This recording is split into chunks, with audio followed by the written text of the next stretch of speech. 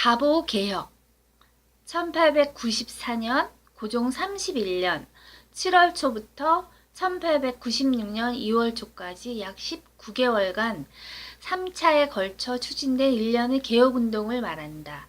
을미사변을 계기로 추진된 제3차 개혁을 따로 분리하여 을미개혁이라고 부른다.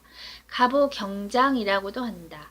2차에 걸쳐 봉기한 반봉건, 외세 배척 운동으로서의 동학농민운동이 실현되지 못한 가운데 이를 진압할 목적으로 정부는 청나라에 원병을 요청하였고 일본도 텐진 조약을 구실로 군대를 파견하였다.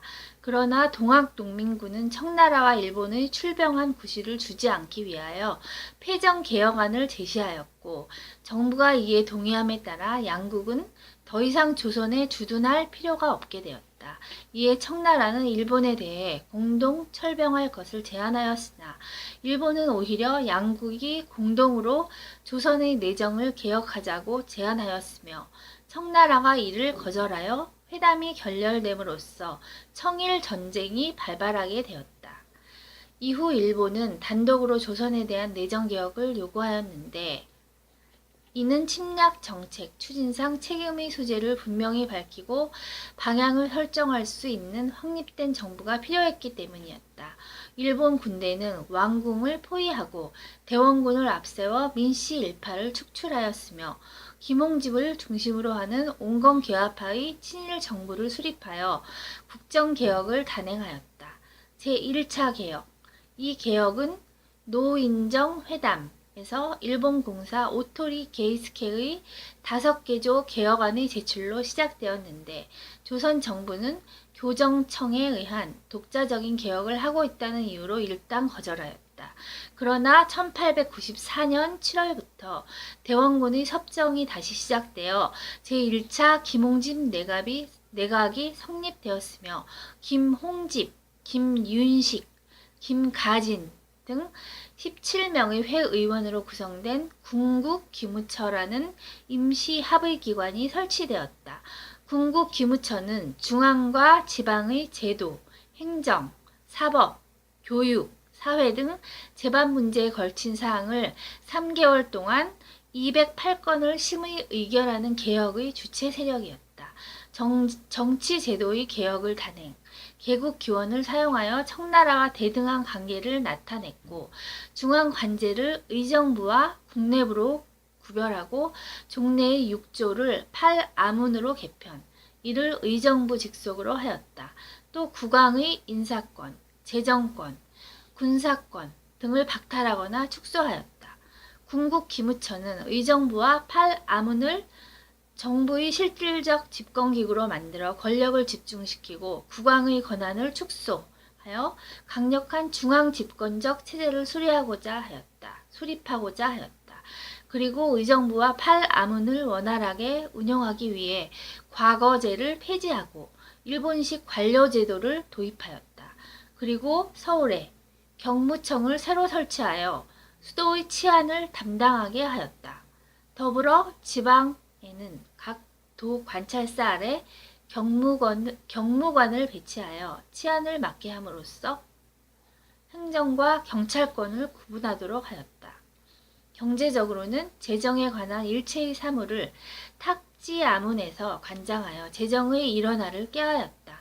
또 신식 화폐 장정에 따른 은본위 제도를 채택하고 조세의 급납화를 실시하였으며 도량경을 개편하여 일본식으로 통일하였다.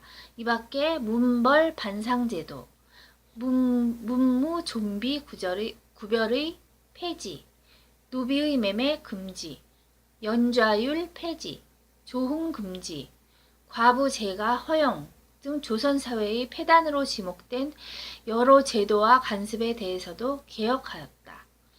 제2차 개혁. 2차 개혁 때는 의정부를 내각이라고 고치고 7부를 두었다. 인사제도는 문무관을 개편하고 월봉 제도를 수립하였다.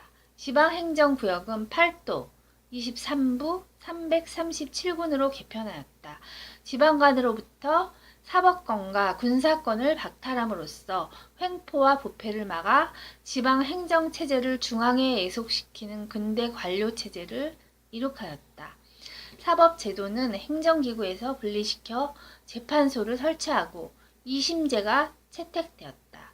1심 재판소로서 지방재판소와 계항장 재판소를, 2심 재판소로는 고등재판소와 순회재판소를 설치하였고 왕족에 대한 형사재판을 위해서 특별법원을 두었다. 그러나 제2차 개혁은 개혁을 추진하는 박영효가 1895년 반역 음모 혐의로 정계에서 쫓겨나 일본에 망명하면서 끝나고 말았다.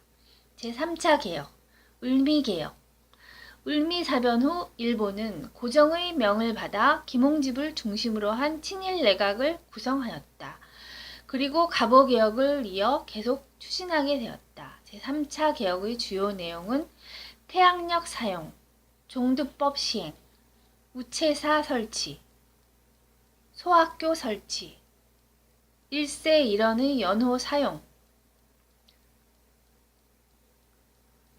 1896년 1월 1일부터 건양이라는 연호를 사용, 군제개혁, 단발령 등이다. 그러나 단발령의 강제 시행은 유생을 중심으로 한 전국적인 반일, 반개화 운동을 초래하였다. 아간 파천 후 김홍집 내각은 붕괴되고 김홍집은 분노한 국민에게 피살되기까지 하였다. 이로써 갑오개혁은 끝을 맺었다.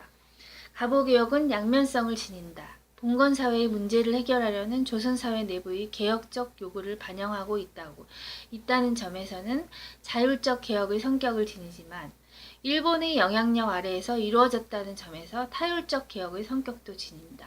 조선의 침략과 예속화를 꾀한 일본의 이해관계를 침해하지 않는 범위 안에서 이루어진 개혁이므로 군사부문의 개혁이 미흡했으며 일본 등 외세에 의존한 일부 세력을 중심으로 추진되어 국민들에게 폭넓은 지지를 받지 못했다.